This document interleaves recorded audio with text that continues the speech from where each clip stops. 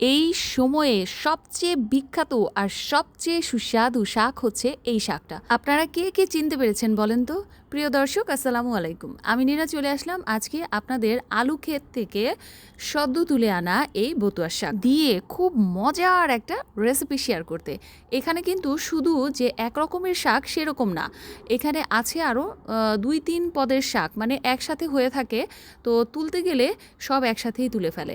সকাল সকাল ঘুম থেকে উঠেই দরজায় কড়া নাড়লো আমার প্রতিবেশী, তারপর এসে এক গাঁঠি শাক দিয়ে গেল। আমি তো দেখে মহা খুশি, চটজলদি দৌড় দিলাম কলপারে। তারপর খুব ভালোভাবে ধুয়ে, একটু সময় নিয়ে কিন্তু এই শাকগুলো ধুইতে হবে, কারণ হচ্ছে যে এই যে আপনার মাটি লেগে থাকে বেশি এই শাকগুলোতে, তাই একটু ভালোভাবে পরিষ্কার করে ধুয়ে নিতে হয় বেশি বার করে।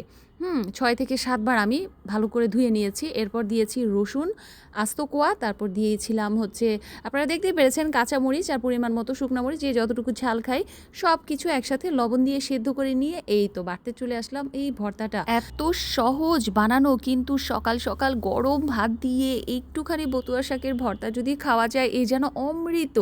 ট্রাস্ট মি, এটা যারা আমরা মফস্বলে বা গ্রামে থাকি তারা কিন্তু জানি যে ফ্রেশ ফ্রেশ শাকসবজি খাওয়ার কিন্তু মজাই অন্যরকম। এখন ভর্তাটাকে বেটে নেওয়ার পর আর ছোট্ট একটু কাজ বাকি। একটা পেঁয়াজ খুব চিকন করে আমি কুচি করে নিয়েছি, নতুন পেঁয়াজটা।